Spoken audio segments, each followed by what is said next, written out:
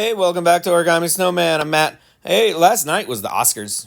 I don't know if y'all know the Oscars.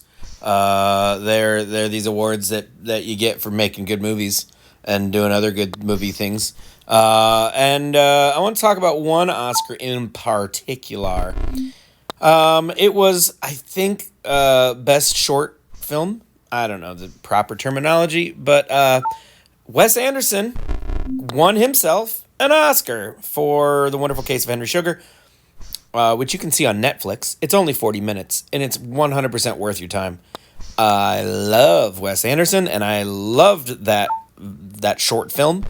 It's based on a short story by Roald Dahl, who is one of my favorite writers.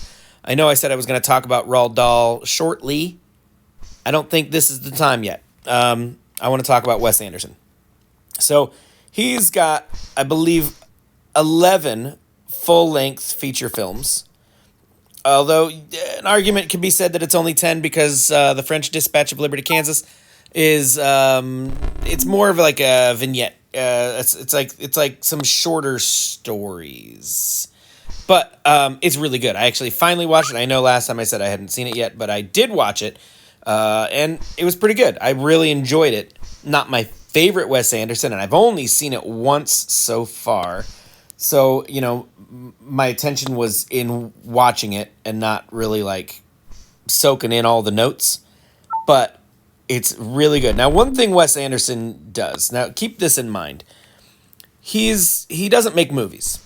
He's not a movie maker. He's a film maker. And I know that sounds super pretentious, but movie makers, Spielberg and Scorsese and, they want to give you a story, like an unbelievable story, but in such a realistic way. They want you to say, oh my gosh, I really believe that this could happen. I believe that a little boy could hide an alien in a suburban neighborhood. I believe that scientists could, revive dinosaurs. They want you to believe the story, okay? Wes Anderson does the opposite. He takes very believable stories, but he tells them in such a way as to make you not forget for 1 second that you're watching a movie. Because he tells the story in such a fantastical way.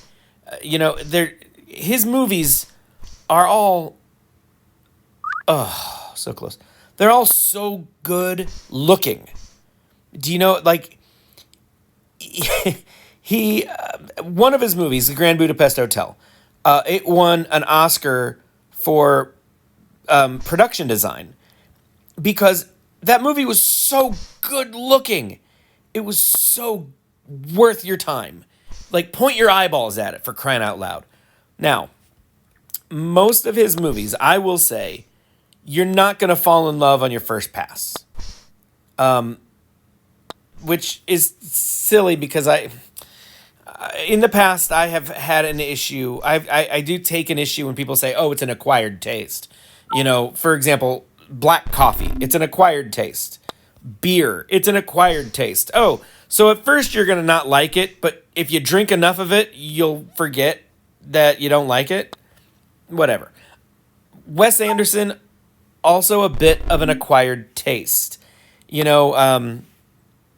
might not get what's happening right away, and that's fine. Maybe Wes Anderson isn't for you, and that's okay.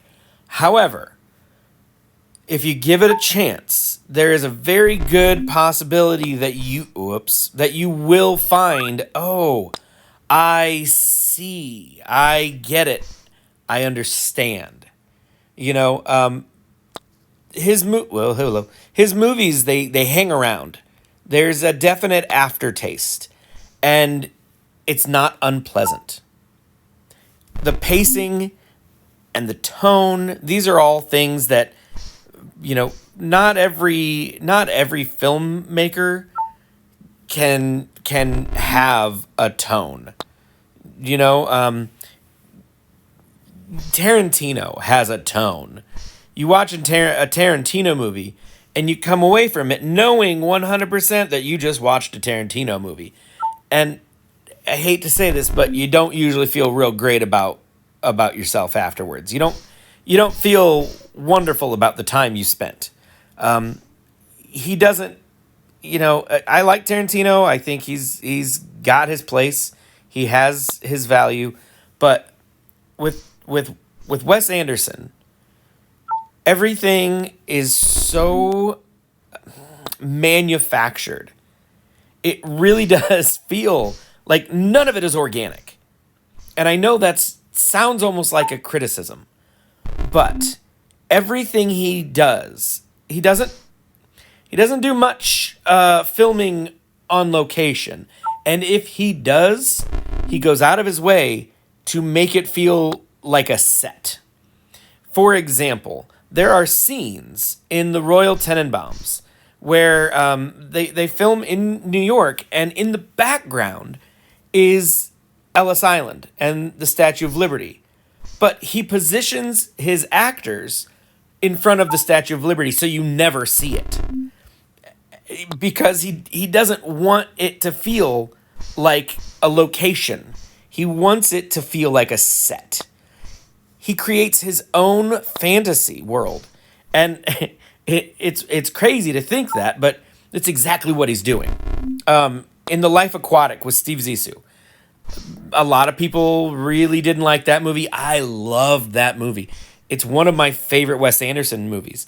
And it's because you have this character, Steve Zissou. He's a Jacques Cousteau type character. A marine biologist who makes films about his adventures. In his mind, he is just the coolest dude, right? He is, he's such a narcissist. But he's, without question, the least interesting character in that movie. He's the most,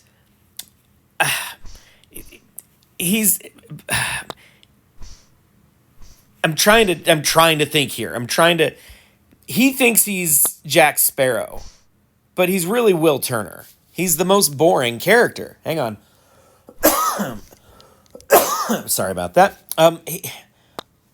But only by comparison to every other character in the movie. There's so much going on in this world where Steve Zissou lives that he cannot hope to compete. Everybody is so much more competent and so much more educated and so much better informed, so much more admirable. Every good personality trait, every other character has so much more of it. But he's still convinced that he is the belle of the ball. He's convinced that I'm the reason everyone is here. But if you look around in this world where he lives, he does not deserve such an imaginative world. And yet he is the focus of this movie. And I love that so much because really you're just watching him crumble. He's just emotionally dehydrated. And it's fantastic. The dialogue is incredible. The dialogue that Wes Anderson writes for his characters is so ridiculous and it's so over the top. Every character is a narcissist, but with dialogue like that, it's hard not to be. If you were in a world where you got to talk like this, you would have a hard time not being a little self-centered. Now, Wes Anderson, you can tell that he was a theater kid growing up, because his second film, Rushmore, which is fantastic. Rushmore is about this kid, Max Fisher, who he goes to a boarding school and he's terrible grades, and they're kind of on the verge of kicking him out. But he writes plays. He writes and he puts on plays, and they're all huge, just over the top, grandiose, larger than life plays. Very much like the kinds of movies that Wes Anderson would go on to write as he gets older. So Max Fisher is basically Wes Anderson.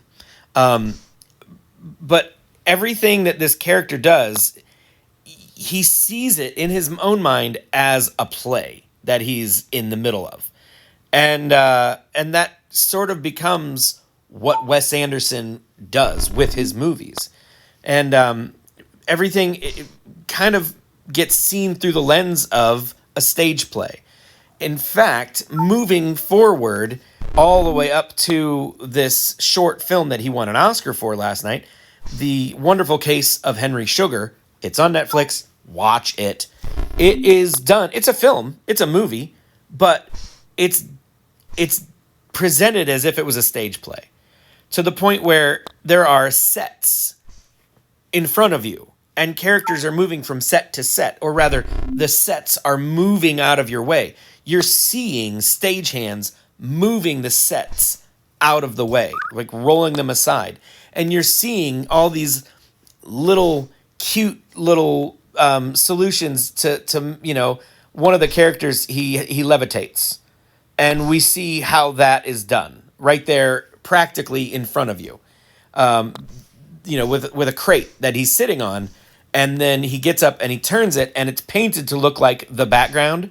So when he sits on it, it gives this very limited illusion that the character is levitating. Like you would see in a stage play. And it's so charming. It's charming.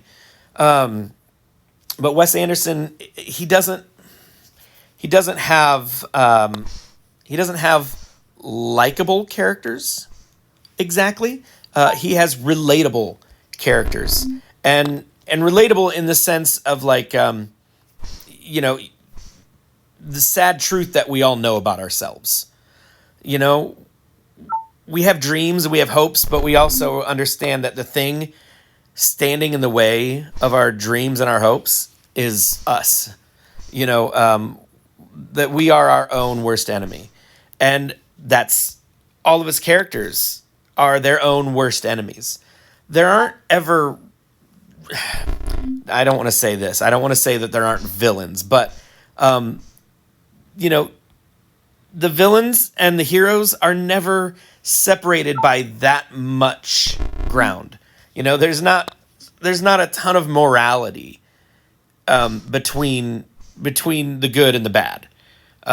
It's just, in the Grand Budapest Hotel, you've got a character who's known as a womanizer, and one of these women that he is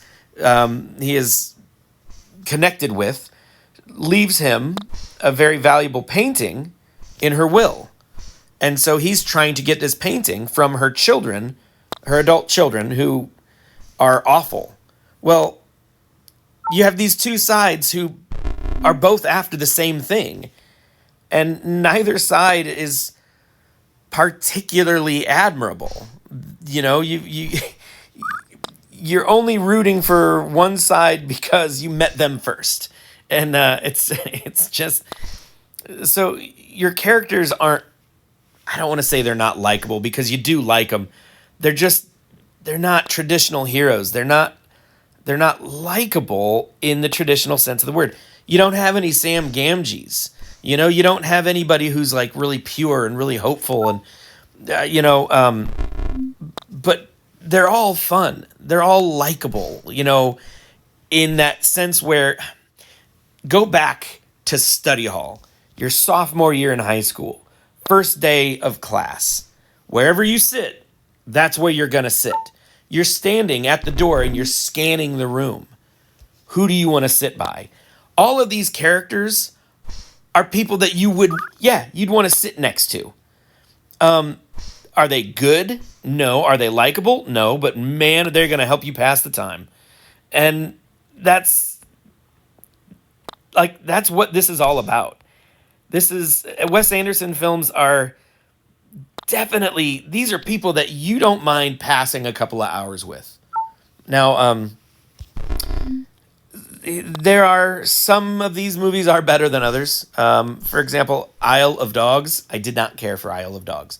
That actually I think is the only Wes Anderson movie I don't own. Asteroid City, that was a tricky one. That's another one that it's an acquired taste. Might be possibly the most Wes Anderson movie out there. Very quirky, very very quirky. The French Dispatch, not bad at all. I need to watch it again. Give it a little more inspection. But there are a few that are just immediately I fell in love with. Grand Budapest Hotel, I fell in love with it immediately. The Royal Tenenbaums, The Life Aquatic, Rushmore. These are movies that are just so classically good. But the one that I would say, if you've never seen a Wes Anderson movie, and if you're going to sit down with your parents, or if you're going to sit down with your kids, and you're going to just watch a movie, The Fantastic Mr. Fox. It is delightful. It's a relatable movie set in a very family-friendly setting. It's stop-motion animation. It's based on a Roald Dahl story, and it's so funny, and it's so good, and it's up there. It's up there with what I would consider perfect movies, like The Princess Bride or Ferris Bueller's Day Off. Or Hot Fuzz, if you're looking for, a less family-friendly movie. Just an absolutely amazing movie. So, that being said, well done, Wes Anderson. Congratulations on your Oscar win. We're all just so proud. I mean, I don't think any of us are all that surprised because The Wonderful Case of Henry Sugar, very family-friendly. Check it out. It's really, really good. But, give it 40 minutes of your life. You won't be disappointed. I promise. Not as disappointed as you are in these videos. I'm making it worse, aren't I? Oh. This could go on for quite some time. Yeah. Mm-hmm. Now, along with The Wonderful Case of Henry Sugar, Wes Anderson directed 3 other short films, also on Netflix. I don't remember what they're all called. I think one's called The Rat Catcher, one is The Swan, and I don't remember what the other one was. Benedict Cumberbatch is in them. Ralph Fiennes is in them. It's really they're really fun to watch. But The Wonderful Case of Henry Sugar that'll blow your mind. If you've never seen a Wes Anderson movie, start there. And just keep in mind, it won an Oscar, but not all of his stuff does. His stuff is very quirky. A lot of family issues, a lot of, people with unlimited potential finding themselves stuck in uncomfortable situations at the end of their lives or near the end of their lives. And that is a hole-in-one. Thank you guys so much for watching. I love you so much. I love you, Wes Anderson. Congratulations. And I will see you in the next video. So long. Goodbye.